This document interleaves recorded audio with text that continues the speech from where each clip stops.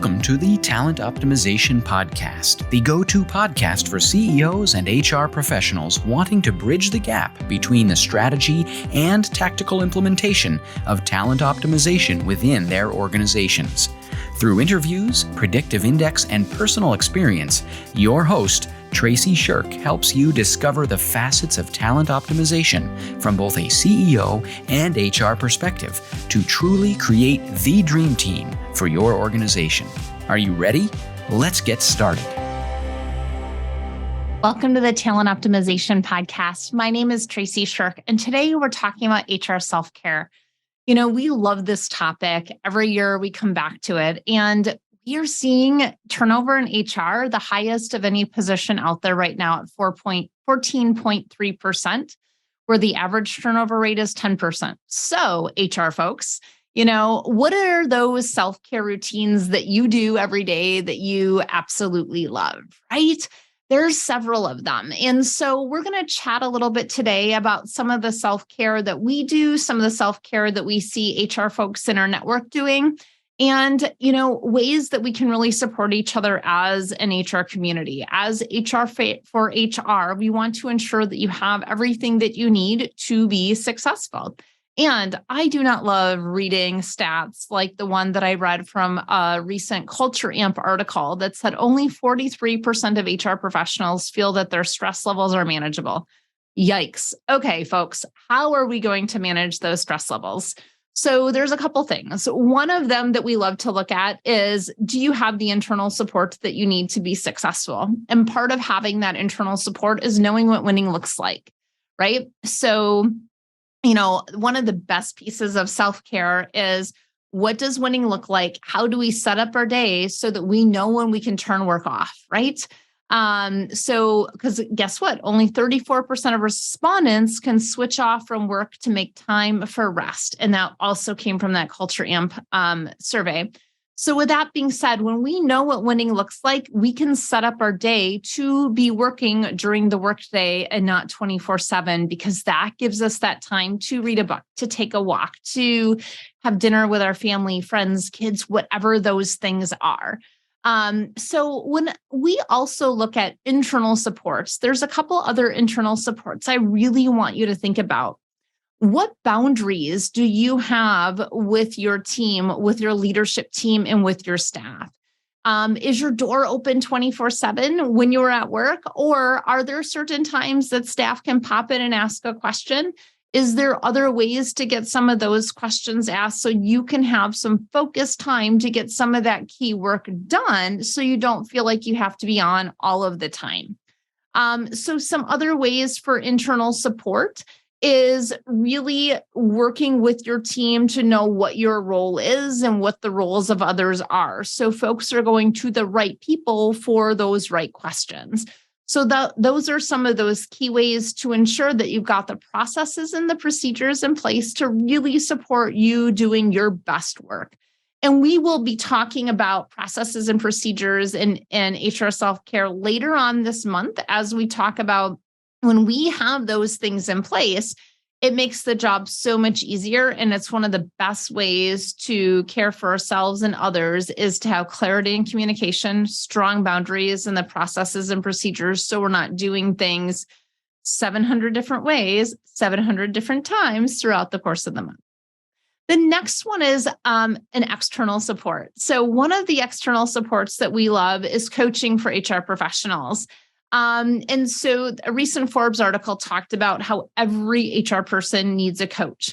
And, you know, the reason for that is guess what? They need those tools in their tool belt. So I don't know about you, but I did not have coaching in my HR role until really late on in my career. And for me, when I found coaching, not only coaching for me, but the tools so that I could coach others, it completely changed the game as far as what I could accomplish, how I could support others in getting their work done while also being truly fulfilled in their work. And so what we see is that, you know, when they have coaching, basic skills are studied, the ROI of coaching is incredibly high. And so again, why is the return on investment for coaching so high? because it is allowing that individual to get all of those thoughts out of their head that are stopping them from taking action, right? So if you think about your role, if you're in HR on a daily basis, what are those things that stop you from moving forward on the things that really matter, right? And if we think back to, our first point is what really matters is what does winning look like, right? When we know what winning looks like, we can really determine what really matters. And when we can determine what really matters, guess what? Now we can create and execute a really strong plan on that because we know what that looks like. So what an HR coach will do for our HR professionals is help them get those thoughts out of their head as to why they can't do something. It could be that there is something about recruiting. It could be a tricky employee issue, right? Whatever that is, one of those key things is how am I contributing to this? And what are solutions that I haven't yet thought of? These questions in coaching are done in a way where we're holding space for that other person, or that coach is holding space for you to really think through what is a key challenge that you're having. And guess what? Here's the kicker. There's no judgment. So guess what, HR? I've been in your shoes so many times. There's times where you're sitting in the HR seat and you're just like, oh my gosh, here comes Johnny again. And you're judging before he even walks in the door. Guess what? When you're coaching Johnny, you cannot be judging Johnny. Okay. So that's what is so great about coaching is when you're being coached, the space is being held for you to get all the stuff out of your head, sort it out, determine what you want to keep, what you want to let go of, and then make really good decisions on that. As a coach, you are going to hold that space for others without judgment, just as that has been done for you. And so that is an external strategy for HR self-care. Okay. Now, of course, if you go look up the Chat GPTs out there, and here's the deal, Chat GPT is great. What Chat GPT does not give you as HR professionals is it does not give you the experiences. It does not give you all of the different solutions. It'll give you a checklist for sure. So when you think about the experientialness, I don't know if that's a word or not, but it is today. If you think about the experientialness of your job as HR and what makes you a really, really great human resource professional and makes you be that person inside your organization that is counted on, guess what? The processes and the steps are great, but it is how you are being with that other person. So when we think about self-care for HR, how are you being towards yourself? Which really takes us to that third point is how do we care for ourselves in HR? And that really is that self-care piece. So how we talk to ourselves. And so that external support with having an HR coach is fantastic because it's going to teach you to start catching how you're talking to yourself. And I don't know about you, but there's times where I've got the bom happening in my head, right? And when I'm talking incredibly negatively to myself, where did that come from? It probably came from somebody that told me that I was that at one point in time, but it does not help my organization. It does not help me. It does not help my family if I continue to reiterate those things to myself. And here's what's so crazy about our thoughts. Our thoughts so often run in the background and we don't even realize the things that we are saying to ourselves that's perpetuating certain problems of, oh my gosh, now I just don't want to go to work today and I'm frustrated and I'm going to leave. Thus the 14.6% turnover rate that we see in HR right now. So when we look at, how we can take care of ourselves in HR. One is how we talk to ourselves. Really think about that. How am I talking to myself? Is your self-talk to yourself the way that you would allow any other employee to talk to you? A lot of times that answer is no. So when you can start to catch that and say, I wonder why this is coming up or where or how this is coming up.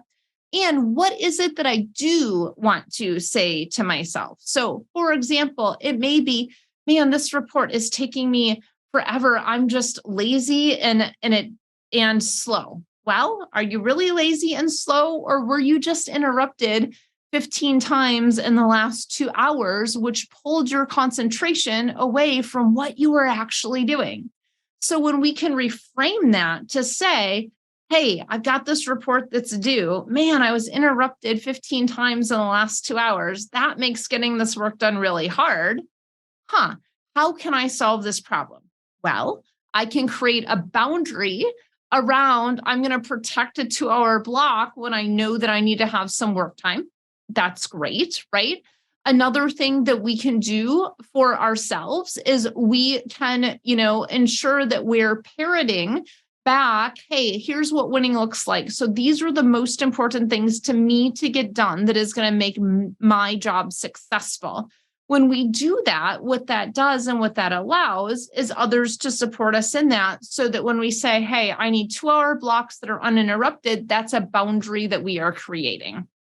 So the other thing that I love, when I start looking at how can we create some self-care in HR, and this came from my friend Steve Brown, and this was written in his book, HR on Purpose. It talks about what we hear. And as HR, guess what? So often we hear all the negative things about all of the staff, right? So-and-so did this and so-and-so did that and blah, blah, blah, blah, blah. Well, guess what? I don't know about you, but when I hear negative, negative, negative, negative all day long, my energy level goes way down, and that is not fun. So it is so important that we are the culture keepers as HR professionals, right? Because what is culture? Culture is those behaviors that we allow over and over. So as HR, are we perpetuating a negative culture, or are we perpetuating a positive culture? So I was talking about this in our Inspire program as we were really looking at, hey, what is your role as a leader in HR? And your role as a leader in HR is to ensure you have those strong boundaries, is to ensure that, hey, that culture that is wanted in the organization is perpetuated, right? So with that, going back to Steve Brown, it's really taking a look at and saying, what are we hearing? And are we asking the questions to just shift the focus for a minute when you're talking with a manager or leader? Hey, what's something great that happened in your department today? Hey, who can we celebrate? I know typically when we chat, it's on the negative things, but man, I want to hear something good today. I love that line. Tell me something good today, because if we don't prompt it, we're not going to get it back. And that's a great way of taking care of yourself. So you're getting positivity in your conversations versus the negativity. And then we can acknowledge that. And sometimes it's just acknowledging the person for naming something positive. So as we take care of ourselves, we're also taking care of others inside of our organization. And that's so incredibly important as we begin to elevate further and further up. The other thing that I love to do from an HR self-care perspective, and this is just self-care in general, is there's so often all this negative stuff comes at you. My question to you is, do you pick up that negative stuff and run with it? Essentially, do you take it on as your own? Or do you say, hey, that's not my burden to carry, right? Like, that's not something I need to pick up and carry. Let me give you an example. I had what are they called? It is an hour timer or a sand timer. So I had a sand timer on my desk. And what I would do is there was folks that would always pop in my office and just want to chat, right? So what I found was I wasn't getting my work done, which was stressing me out completely. And so what I did, because I did want to make sure that they had an opportunity to share and vent, and if they needed to, again, create the space, don't judge in that process. However, there's times where we need to put a time limit to this because we all have things that we need to do. So boundaries are really important. So the rule was, if you wanted to come in my office and complain, you had to get to a solution and you had 10 minutes to do it, right? So essentially what happened was, all right, that little timer got flipped. Folks knew that they had 10 minutes, and then we would have a conversation. Typically for the first 5-7 minutes, I would just listen, allow them to get everything off their chest, share their frustrations. I would ask questions, but I was never judging them. The reason being is they had to have that opportunity to get all that stuff out of their system, off their chest. Now, guess what? With some really great questions, I can start to, and as you're taking care of yourself, you're going to take care of others without taking on their problem. You can start asking questions. How do you want this problem to be solved? What solution would you potentially come up with? What do you need to be successful here? Now, all of a sudden, they're thinking through what that is, and then they can go back and implement some of those key pieces, and it doesn't land on your desk. So now what? Guess what? Follow up. Let them know you heard them. Hey, Sam, thanks so much for popping in my office yesterday, sharing about X, Y, and Z. You came up with some amazing solutions and possibilities that were X, Y, and Z. How did that go? Right? Guess what? You just took that problem that they wanted to lob on your desk and walk away and say, oh, HR has it now. I don't have to worry about it anymore. Guess what? You are not taking care of yourself when you allow those to land on your desk and you take them on as your own. So as you think about how are you going to take care of yourself from an HR self-care perspective, one is make sure you have the internal support.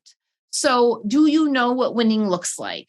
2, do you have external support? Do you have an HR coach that you can go to, that you can chat with, that you can really learn some of these coaching tools that you can take back into your organization? And we do have a coaching program for HR professionals. Our next one will be opening up mid-May. And so if that's something that you're interested in, that is something that is available. And we run those about every other month. And those are 10-week programs. And then that third piece is, how are you taking some of the tools and really creating the space and the boundaries for yourself so you're not taking on everything from everyone else, but you've got those strong boundaries. So with that, I hope that those are some HR self-care tips that you feel like you can implement. And of course, I could have talked about exercise and gratitude practices in the morning and all of those things, which are incredibly important. However, I know we've done that before. And I do have some great podcasts where we've talked about self-care, where we've talked about gratitude, where we've talked about some of these items that I will link in the show notes for you. So as always, for our executives listening in, what's a key takeaway for you?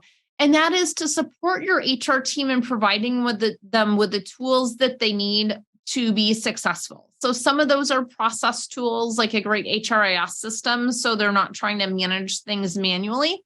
Others are a coaching program, offering them that coaching program so that they can get the support that they need to be successful, just as you more than likely have an executive coach. It's so incredibly important for mid-level managers that are supporting our line staff. And then what's a takeaway for our HR professionals is figure out what you need and ask for it, right? What do you need for you to be more successful and engaged at work? Remember, 14.6%, the highest position level turnovers in HR. So what do you need? And guess what? Changing your scenery more than likely is not going to change your problem. You need to change your problem internally, because guess what? You always take yourself with you. So with that being said, make sure that you get the support you need, whether that's an HR coaching program, whether that's our Inspire program inside of our talent optimization programs. So with that, thank you so much for joining us today as we talked about HR self-care. And I hope that you have a fantastic rest of your week. Hope to see you inside of our coaching program and on the podcast next week. Thanks so much.